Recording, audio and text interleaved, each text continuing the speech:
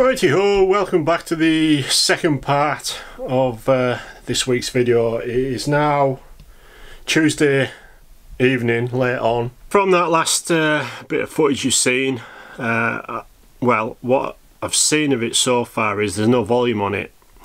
So hopefully I've overdubbed it enough that you can understand what's happened. But in short, the pistons touched the valves just, and I really do mean by the smallest amount. On the cylinder that I checked on the dry build, cylinder 1, the one I checked most carefully was the inlet, because I thought, well, it opened the biggest amount, and it didn't touch. There's no marks on there, and then on the exhaust there's just the tiniest mark, and in fact it's pretty much just rubbed off with one, just rubbed down with a little bit of emery cloth. It's so slight, but on cylinders 2 and 3 it's quite the exhaust valve has given the piston the feral walloping, and as a result I don't really know if those valves are bent. I think I've got away with it because I poured some WD-40 into the combustion chamber, and it never leaked out past the seats, so they're not that badly bent, if at all. So the only way to stop the piston and valves saying hello to each other is to reduce the amount that that valve comes down towards the piston. Obviously I can't alter the piston, and as I said, it is the tiniest touch, but I'm still not happy with it, and I think because it was hitting those middle ones harder, that's why the head was lifting. It was all just getting tight. So I need to stop the valve from going down as far. The only way to stop the valve from going down as far is to lift it up. And the only way I can think of lifting it up is to use a different cylinder head with a deeper combustion chamber. Now the brand new one I got from Mini Spares that has a, oh, is it 18 or 21cc chamber in it? It is at least 2mm deeper. So surely to God that's going to be all the clearance I need between the top of the pistons and the bottom of the valves. So the idea I've come up with, or the only solution I can find at the moment, is to use the other cylinder head and then the original Steve Harris Motorsport cylinder head that I borrowed off Christopher. I'll get it revamped, checked over, and perhaps see if we can get another cc or so more out of the combustion chamber, and it can go back on his 8-port, which is going to be normally aspirated 1380, and we know that the pistons don't come that far up the bore, and we know it doesn't touch because that's the engine that it was on before. So that means everything will have to come off that head, off my head, which is his head originally. It gets complicated, and go on the new head that I was going to give to him, but I'm going to have to use it for Bumblebee. So that's what I've done this weekend. So this is the new cylinder head, the one I bought as a replacement for Christopher's, and what I've done is I've stripped off all the parts from the other cylinder head, the dry deck one, which is that one there, and put them on that. So we're talking the plenum. I managed to find enough gaskets, 3 new ones, 1 used, one that just about was usable because the gaskets ripped when I took it off the other cylinder head.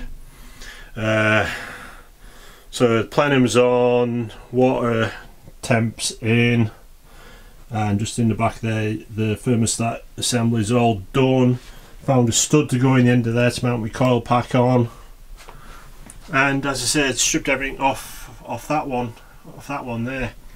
The big question I've got is what head gasket to use, and I've got a choice of 2. I've got this one, BK450, recognised as being the gasket to use on turbos, and it is not as critical to have a super flat micro finished block with these ones. That's what it had on before, I think. Oh, this engine, this block had on before. And this one, as you can see, is the Cometic one, came from MED today.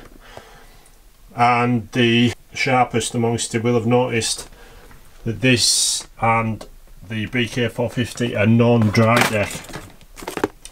So what I'm going to do is I'm going to move away from the dry deck fittings, although it seems a little bit of a backward step, and the reason for that is that I don't want to be cutting big holes in this new cylinder head, because it means that if I moved it to a different car or a different block, I'm going to have to go dry deck again. So what I've done is I've taken out the corresponding bungs that are in the block for the waterways, although I am leaving one, possibly two, because I think is it that one? Is that the waterway? Yeah, that's the waterway there.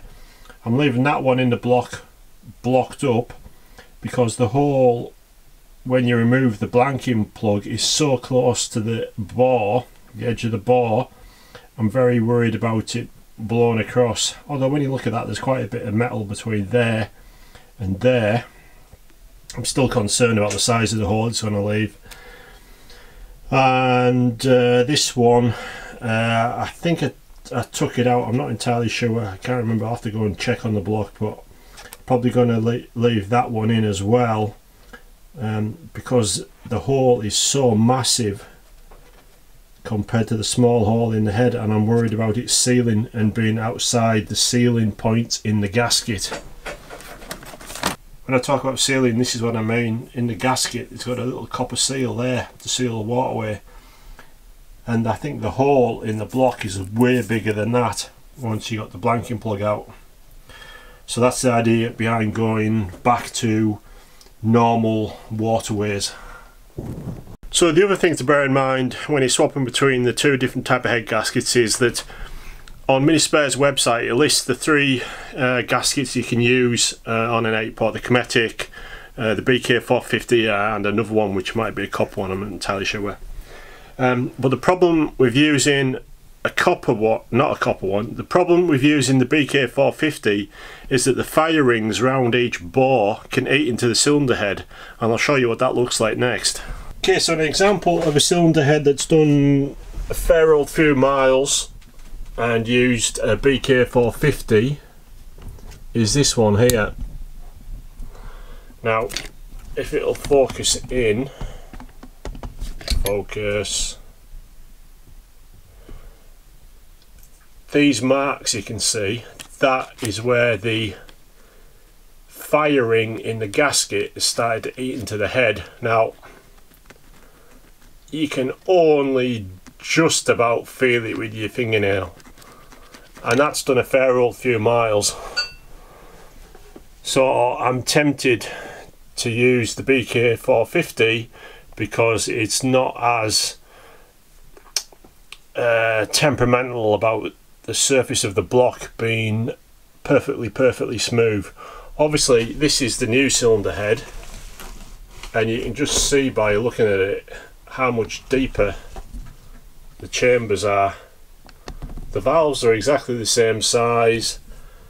The actual shape of the chamber is very similar. You can see it there. I traced around this one and overlaid it on the other cylinder head, and this exterior shape is the same. The only difference is basically that this one, it sort of tapers at an angle from the edge of the valve out to the outside edge, whereas on the other cylinder head it's more flat and then straight up towards this edge. There's a little bit of difference here where it's sculpted back, and I'm hoping that if we mirror that on that cylinder head, it'll give us at least another extra cc that'll help with the combustion ratio and bring it down a bit for when we put it on Christopher's motor, because he's only got 11 cc's in his bore and 14 in there, so we could do with just gaining a tiny little bit more. But I'll talk to Turbo Phil about that. So that's the plan basically. I think use the BK450. I'm worried that if I use the Cometic one and it doesn't seal, then I've got to go through all this process of stripping it all apart again, and it's another set of gaskets, blah blah blah. I'd rather just put the BK450 on, give it a good chance of sealing, and then be done. Okay, so having said all that, everything's swapped over, everything's ready to go. I use the BK450, I've definitely decided, although I'll keep second guessing myself all night, I know I will. And I'll start putting it back together. So it's Tuesday night now, it's late, I won't get much done tonight, maybe Wednesday. So depending on how late I work away these next couple of days, certainly at least by the weekend it'll be back up and running. I'm 100% sure of that. It shouldn't take me that long at all to put back together. And then we'll see how we go. We'll very carefully set the tappets and inspect it for touching. I'll see if I can shine a light down into the chamber or something like that, try and see inside it. I could do with getting one of those cameras on a stick things. I can't remember what they're called. I could do with getting one of those, and now I could look inside the chamber just to make sure it's clearing, but I'm fairly sure it's going to be right. So reassemble Johnny 5, see how we come on. And I think that'll probably do for this video. Is enough rambling on, enough of me jabbering on, as somebody put it. And in the next one it'll be back together, and we'll see how we come on for getting it running and see what differences it makes, etc, etc.